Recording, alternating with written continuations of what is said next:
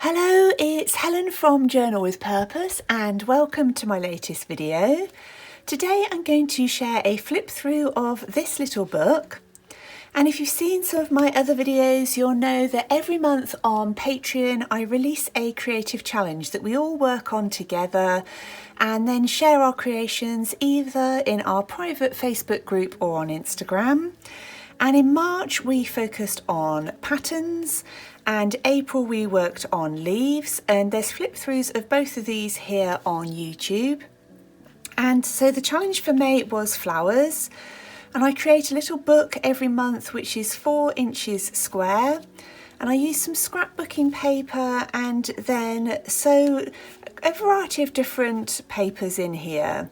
And the aim is to kind of build our creative skills and confidence so we can use these designs in our journals. And some people are creating them just straight onto their journals or just smaller pieces on a journal page.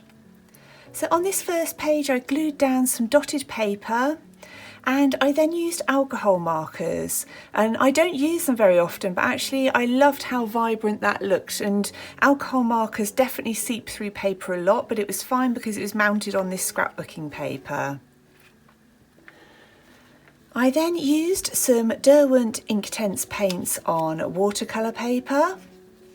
And one of the things I'm always interested to see is how things like this then work on the other side. Do they seep through? And Inktense have a lot of pigment in, but they're absolutely fine. On day 3 I did a dahlia using watercolour pencils. And again, I haven't been using watercolour pencils very much. I tend to use more watercolour paints, but I was really happy with how that came out and I could blend the colours together. I then did some tulips using a black gel pen on craft paper, and what I try and do is each time I'm sitting down to work on this I think about how much time I've got that day. Do I want to get lots of supplies out and really play, or just do something simple with one pen? For this day I used black pigment liners and tried to go a little bit more detailed on this. For day 6 I just used watercolour paint for this, and then I painted 2 different old book pages in the yellow and orange and cut out petal shapes and glued those all the way around. And I thought it was just a really fun way of being able to just add something nice and quick to my page. For day 7 I did some abstract watercolour, and sometimes I'll look each month kind of at the beginning I create a Pinterest inspiration board and share that on Patreon, and so that Pinterest board is what I used as inspiration for this. Sometimes I'll go from my own photos or books, so it just kind of depends what mood I'm in and what I want to practice. This one I didn't love, but I had a lot of fun doing it. So I created this doing finger painting with acrylic paint, so just blobbing them around. This was a washi tape flower. So again, similar to the book pages that I cut out, I just cut out lots of petal shapes. For this one I used a white Uniball Signo gel pen, and that came out really nicely I think on the black paper. For this, I don't know how well you can see it, but I did some heating embossing with floral stamps. And I then put in some watercolour paper, so I did a peony here, and then a kind of watercolour bouquet there. For this one I used some Faber-Castell gelatos, and they're something which I don't use nearly often enough as well, so it's really encouraged me to get out all of my supplies which I love. And they're like almost like waxy crayons, but they activate with water so you can blend the different colours in together, and I was really happy with that. And on here again, this was a Pinterest inspiration, so doing something more abstract. And I really liked the difference, so I've got some tulips in there with some more black details behind it. And again, some more abstract florals just with watercolour circles, and then adding some details on top using gel pens. And I used a mixture of gold and white. This day I was in a bit of a hurry, and also some of that paint had come through this book page, so I took some photos in my garden of flowers because that's still a great source of inspiration for me if I want to add some flowers to my journals. So then just put those in there. For this I used some masking fluid to mask out the shapes of the 3 flowers, painted all around it, and then just added some details. For this is the first time I tried doing watercolour through a stencil. I definitely got better as I went down the page. Some of these ran quite a bit, but then actually they were really crisp by the end, and I love that effect. I used 2 different colours of paint for this. And you do have to be a bit careful, so holding the stencil down really firmly to make sure that the paint doesn't kind of seep underneath.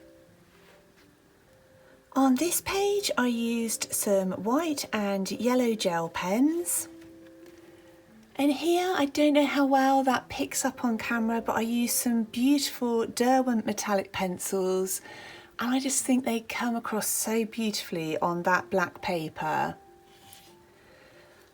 For this day I did a simple collage, and I used a floral paper on the background and then cut out a floral image from some washi tape.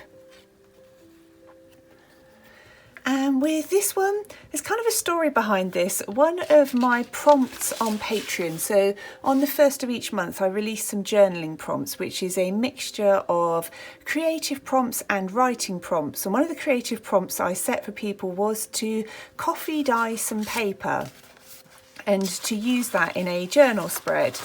So I coffee dyed lots of sheets and actually scanned some in and shared them as a printable on Patreon as well. But I then decided that I would use it, and I've torn it here and glued it onto my page. What I hadn't thought about was that when I added watercolour paint on top, that it would reactivate the coffee underneath it.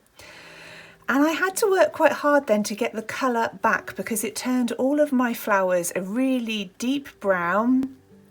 But I kept adding more layers of blue, and I ended up absolutely loving it because it's got that lovely kind of grungy effect to it where you've got the brown tints coming through, and of course it did the same when I added the pink around the outside. But I actually really enjoyed it, so it might be something I do again.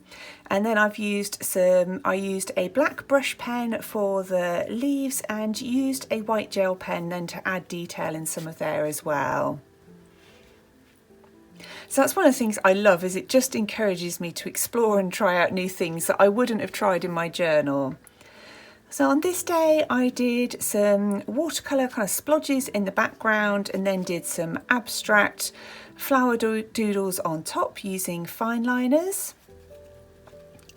This is my least favourite page. I used gouache, and it's my absolute nemesis of an art product. I love what other people do with it, but I struggle so much. But I try and make myself do at least one of them every month.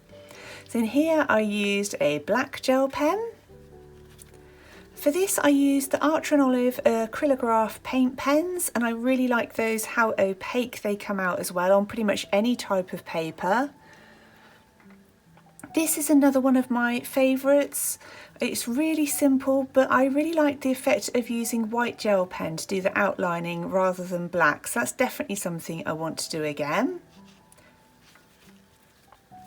And again, watercolour for both of these. That was just a really simple kind of hint at lavender.